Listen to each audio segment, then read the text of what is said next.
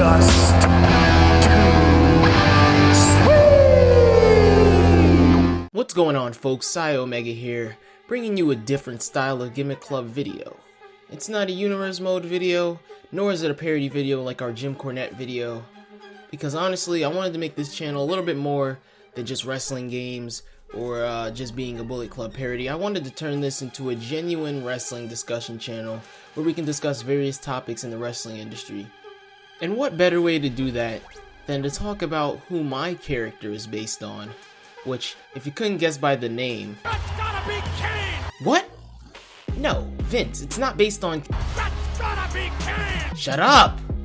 Actually, Vince, I'm based on. My son, Jason Jordan. Damn it, Kurt, no one gives a rat's ass about Jason Jordan, so please, leave me. Jason Jordan. But yeah, you get the point. My name is Siah Omega, and today this video will be focused on exactly what the title states. What is next for Kenny Omega? Kenny Omega, the IWGP United States Champion, lost in the G1 final to the Stardust Genius himself. Whoops, that is not his gimmick anymore. That thing was a disaster. What I meant to say was, he lost to Tranquilo Tetsuya Naito, meaning that the Wrestle Kingdom main event that Naito was robbed of for so many years is finally in his grasp. But what does this mean for Kenny Omega though? Realistically, none of us know what's next for Kenny Omega. Anything can happen from here until Wrestle Kingdom 12. However, we can make educated guesses based on the information that we now currently know. We know that Juice Robinson defeated Kenny Omega in the G1 Climax, They go balls deep in some beautiful Japanese women. meaning he is owed a shot at the US title. So Kenny will probably defend it at either one of the Destruction Tour shows or the King of Pro Wrestling event. I believe it'll be at the King of Pro Wrestling event because it's a larger event, and I think they will want the first title defense to be on a show with more eyes on it. Elgin also defeated Omega, but he lost to Juice Robinson, which would imply that Juice is more deserving of a title shot. Plus, Elgin seems to have his eyes on Minoru Suzuki's Never Openweight Championship. So, I don't know if we'll see another Omega and Elgin matchup this year, but it's very possible. Those two have awesome chemistry. Now, Kenny defeated Okada in their third matchup. However, I personally believe that those two won't see each other one-on-one until Kenny loses the United States Championship, which could be next month or next year. Kenny has to help build prestige on the US title and will probably be too busy doing that to take on Okada for the heavyweight title. Because after all, the belt isn't supposed to make the person is supposed to make the belt. This is a championship title. This is not a belt. I know it's not a belt, but that is a lot more to say, and I'm lazy.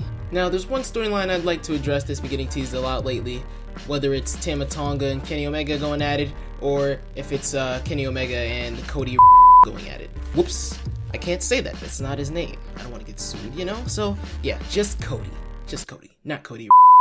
But yes, it's the teasing of the Bullet Club breaking up and, you know, splitting up and just having the Elite and the Bullet Club be separate entities, and I don't really think they'll do that. You know, they got a nice little Hot Topic deal. They're essentially a money printing machine at this point, and it'd be a waste to split them off from the Elite, because, well, the Elite is pretty much, well, they're just that. The Elite of the Bullet Club. They're pretty much the whole draw. Not to say that the other guys are awful or anything. They're great. There are a lot of guys that I think deserve more credit. However, they're just not the reason people tune into the Bullet Club. So yeah, I don't think that's gonna happen. But I do see Cody as a potential challenger for the US title. However, not at Wrestle Kingdom 12, since he'll most likely be defending the Ring of Honor Championship in a mediocre match there instead. Now, what I do hope to see, and what I think they'll be doing, is Kenny will be doing a lot more work outside of Japan in order to have matches against great guys in Ring of Honor that don't work for New Japan, or guys in PWG, guys like Matt Riddle or maybe even Pentagon Jr. But as much as I love to see those great matches, there is one big matchup, the big matchup, that we did not get to see in the G1 final, and that is actually the gameplay of this video in the background. Huh, who'd have thought that that was there for a reason, huh? But yeah, this has been leading up to this very moment. I believe we will see a big time matchup at Wrestle Kingdom 12 between the two golden lovers, Kota Ibushi and Kenny Omega, for the IWGP United States Championship.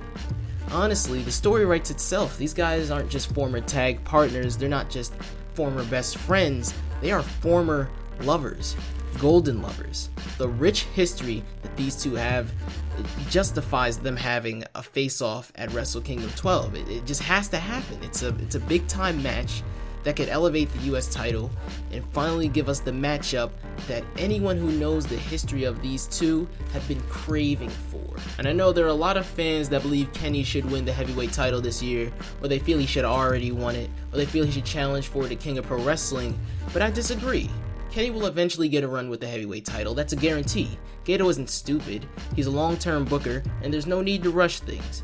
New Japan values its expansion into America and wants to put that ahead of anything else, which shows how much New Japan trusts Kenny to be the guy who can lead the charge into America. Also, let's be real here, Okada's having one hell of a run with the heavyweight title. Kenny's an awesome wrestler, don't get me wrong, he's great, but in my opinion, Okada is the #1 wrestler in the world. Sure, some will argue AJ Styles, and you can type that up in the comments if you'd like, that's your opinion, whatever. But the man is in his 40s, he's had a full career already. To me, it's even more impressive that Okada's doing these things and he hasn't even turned 30 yet, as of, the day this video is uploaded. And he's having some of the greatest matches in the history of the industry, so it's only right that they let Okada break some records and finish off his impressive reign before he drops the title to Naito at Wrestle Kingdom 12. But yeah, that's all I have on this topic. I'll be doing more videos like this in the future. I plan on doing another video like this talking about the current batch of young lions and their potential and who I see being great. If you like these types of videos, please feel free to leave a like and subscribe for more. This is... No! Jason Jordan! Stop! As I was saying, this is Siah Omega. Goodbye and good night. Bang!